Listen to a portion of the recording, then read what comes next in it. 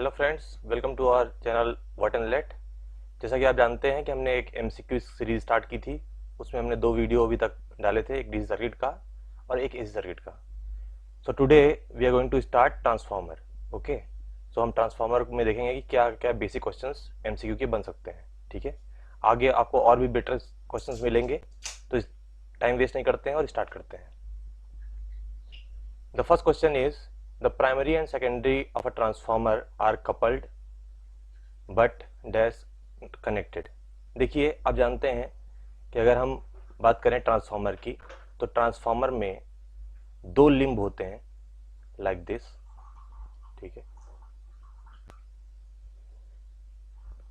तो उसमें एक आपकी क्या होती है, प्राइमरी वाइंडिंग होती है।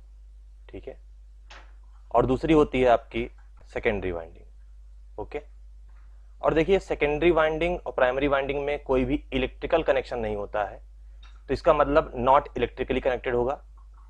लेकिन यहाँ का जो फ्लक्स है, यहाँ का फ्लक्स मूव करता है और कहाँ जाता है, सेकेंडरी में। तो इसका मतलब मैग्नेटिकली कपल्ड है बट नॉट इलेक्ट्रिकली। ओके, तो इसका ऑप्शन क्या हो जाएगा, आंसर इसका ए पार्ट। ठीक है, तो ये हो गया आपका फर्स्ट का A part. Moving to second question, a transformer has comparatively much higher efficiency than a similar induction machine due to. तो देखिए, मेरी बात समझिएगा कि ट्रांसफार्मर की एफिशिएंसी हमेशा हाई होती है। आप देखते हैं हमेशा जब भी आप क्वेश्चन सॉल्व करते हैं तो आपको देखते हैं कि 95 97 से ऊपर ही एफिशिएंसी आपको मिलती है। उसकी वजह क्या है, सबसे बड़ी वजह है कि उसमें कोई मूविंग पार्ट नहीं है। जब मूविंग पार्ट नहीं होगा तो ऑब्वियस सी बात है उसमें मैकेनिकल लॉस नहीं होंगे। ये चीज ध्यान रखेंगे आप कि जब भी मूविंग पार्ट नहीं होगा तो वहां पर मैकेनिकल लॉस नहीं होंगे। ठीक, एयर गैप स्मॉल होता है तो ये सही है, कोई मूविंग पार्ट नहीं होता है ये भी सही है। मैकेनिकल लॉस नहीं होंगे, लेकिन कौन से लॉस होंगे, जो कोर लॉस और आपका कॉपर लॉस है, यानी इलेक्ट्रिकल लॉस जो होंगे वो होंगे। इसका मतलब तीनों ऑप्शन सही है, तो इसका मतलब ऑल ऑफ दी मेंशन्ड। तो ये फोर्थ ऑप्शन आपका सही हो जाएगा। Now moving to next question.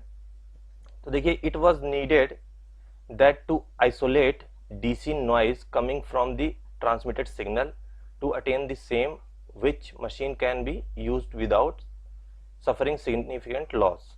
देखिए, आपने एक क्वेश्चन पढ़ा होगा, ठीक है, कि जब भी हम डीसी सप्लाई देते हैं ट्रांसफार्मर को, ठीक है, जब भी हम डीसी सप्लाई देते हैं तो कभी भी ट्रांसफार्मर उस पर वर्क नहीं करता है। क्यों नहीं करता है, क्योंकि फ्लक्स आपको जो चाहिए वो हमेशा वेरिंग चाहिए। अगर आपका फ्लक्स वेरिंग नहीं होगा तो आपका फैराडे का लॉ नहीं लग पाएगा, that is E equals to minus N D five by D T, क्योंकि D five by D T की वैल्यू क्या आ जाएगी, 0। ठीक है, तो इसलिए डीसी को कभी भी ट्रांसफार्मर पास नहीं करता। ठीक है, तो इसका मतलब हम इसको यूज किस लिए करते हैं, आइसोलेशन ऑफ डीसी के लिए यूज करते हैं। तो इसका जो पर्पज होता है वो हमेशा क्या होता है, आइसोलेशन ऑफ डीसी। ठीक है, इस बात को हमेशा ध्यान रखेंगे, दिस इज वेरी इंपॉर्टेंट। तो अगर मान लीजिए कोई हमारे पास सिग्नल है जिसमें जो एसी सिग्नल है, लेकिन उसमें कुछ इंप्यूरिटी है, मान लीजिए डीसी की, ठीक है, तो अगर हमें उससे उस इंप्यूरिटी को, जो डीसी की इंप्यूरिटी है उसको अगर हमें आइसोलेट करना है, ठीक है, तो उसके लिए सबसे इजी और सबसे बढ़िया सॉल्यूशन क्या होगा, वी कैन यूज ट्रांसफार्मर। ठीक है, so next question, which is the most widely used material in the core of the transformer. देखिए, इसका आंसर आपके पास 4 ऑप्शन है। इसका जो आंसर है वो है cold rolled grain oriented sheet steel. इसके बेनिफिट्स क्या होते हैं, देखिए, पहला तो ये है कि जो इसका मैग्नेटाइजेशन होता है, अब इसको लिख लेंगे कि जो मैग्नेटाइजेशन होता है वो इन रोलिंग डायरेक्शन होता है, इन रोलिंग डायरेक्शन होगा। ठीक है, नेक्स्ट क्या होता है, इसमें लो कोर लॉस होता है जो कि बहुत एडवांटेजियस है। ठीक है, नेक्स्ट अगर हम बात करें तो इसकी जो परमेबिलिटी होती है वो बहुत हाई होती है। ठीक है, तो ये 3 इसके मेन एडवांटेज हैं। ठीक है, इसकी वजह से हम क्या यूज करते हैं, हमेशा सीआरजीओ स्टील यूज करते हैं। ठीक है, तो ये इंपॉर्टेंट क्वेश्चन है, बहुत बार पूछा जाता है, तो इसको हमेशा मार्क कर लीजिएगा आप और इसको जरूर ध्यान रखें। Moving to next question, the leakage flux is the flux inside the transformer which. ठीक है, तो इसके बारे में अगर बात करें, देखिए जो ऑप्शन है, आप ऑप्शन देखिए इसमें, तो आप जान लीजिए लीकेज फ्लक्स किसको कहते हैं। सबसे पहले आपको ये जानना है, तो आप इसको जान लीजिए कि the flux which links the flux which links only to one winding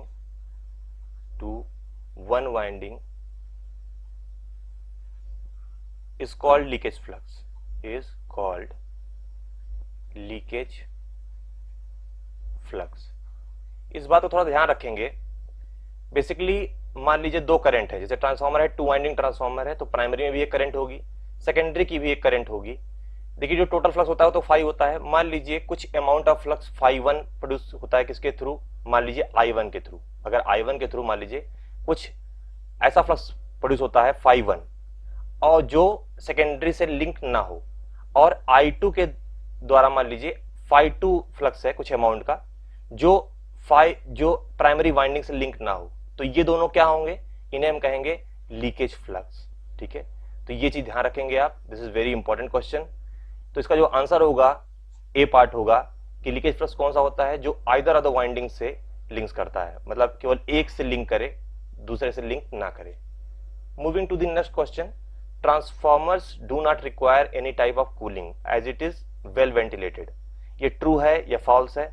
this is absolutely false, because आप जानते हैं कि ट्रांसफार्मर में हम कूलिंग करते हैं। कौन कौन सी कूलिंग होती है? ऑयल कूलिंग यूज करते हैं, हम एयर कूलिंग यूज करते हैं। ठीक है, तो इसका आंसर क्या हो जाएगा आपका?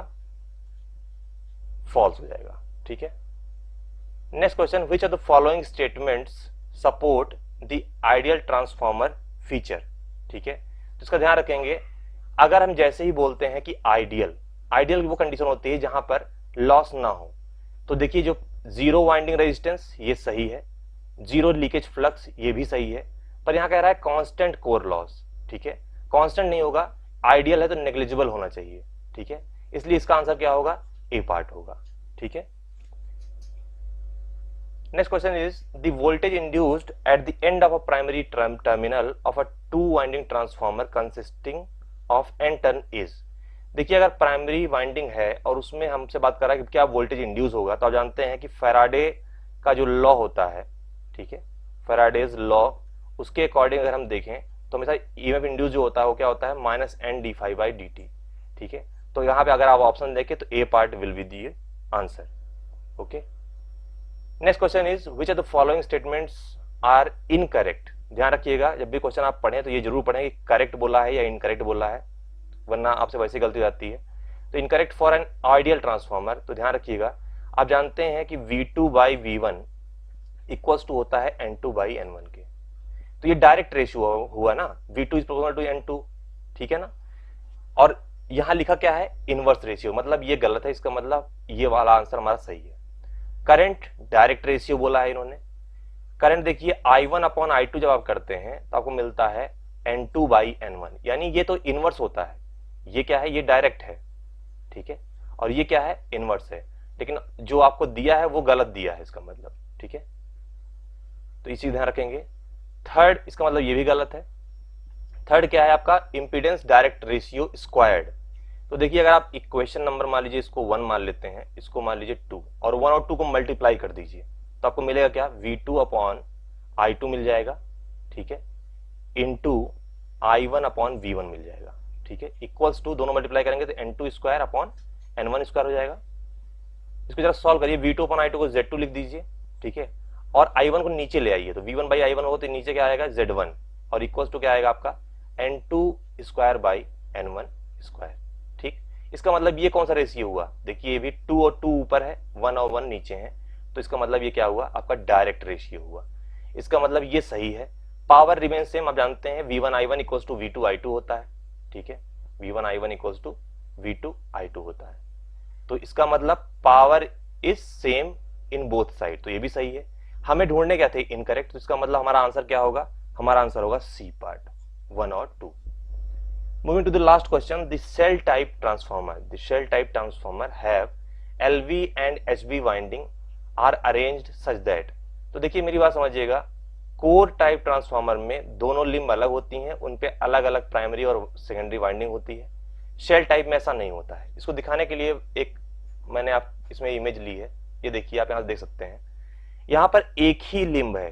देखिए ये बीच वाली एक ही लिम्ब है, इसी पर इसने यहाँ पर प्राइमरी वाइंडिंग भी लगा रखी है इसी पर, ठीक है, और इसी पर ही देखिए आप सेकेंडरी वाइंडिंग भी लगा रखी है, ठीक है। तो आप देख सकते हैं इसका मतलब ये दोनों क्या है, दूसरे पे सैंडविच्ड है। देखिए अगर टू वाइंडिंग की हम बात करें, देखिए यहाँ पर कोर टाइप होता तो एक लिम्ब ये है, एक लिम्ब ये है, इस पे प्राइमरी है, इस पे सेकेंडरी है। और यहाँ पर देखिए सेल टाइप में क्या होगा, ये सैंडविच्ड है, ठीक है। यहाँ पे आप देख सकते हैं ये सैंडविच्ड है एक ही लिम्ब पर, ठीक है। अगर हम थ्री वाइंडिंग की बात करें तो देखिए यहाँ पर आपको एक लिम्ब, दो लिम्ब और तीसरी लिम्ब, और यहाँ पर एक ही लिम्ब पे तीनों। तो अब इससे आप समझ सकते हैं कि जो सेल टाइप ट्रांसफार्मर होगा उसमें एलवी और एचवी वाइंडिंग या प्राइमरी या सेकेंडरी वाइंडिंग, देखिए लो वोल्टेज हाई वोल्टेज से कहते हैं लो वोल्टेज, ठीक है, this is low voltage and this is high voltage, ठीक है। तो ये कोई भी हो सकता है, इसको आप प्राइमरी सेकेंडरी बोल सकते हैं अगर आपको ये पता हो कि सोर्स किधर लगेगा, लोड किधर लगेगा। तो ये याद रखिएगा कि सेल टाइप ट्रांसफार्मर में LV and HV windings are sandwiched. तो इसका आंसर क्या होगा, last part. So this is all about transformer, ठीक है। तो आप इन चीजों का, इन क्वेश्चन जो आपके 10 क्वेश्चन है इनका आप ध्यान रखेंगे। आगे हम और क्वेश्चन लेके आएंगे, तब तक के लिए धन्यवाद। Thank you so much, stay with us.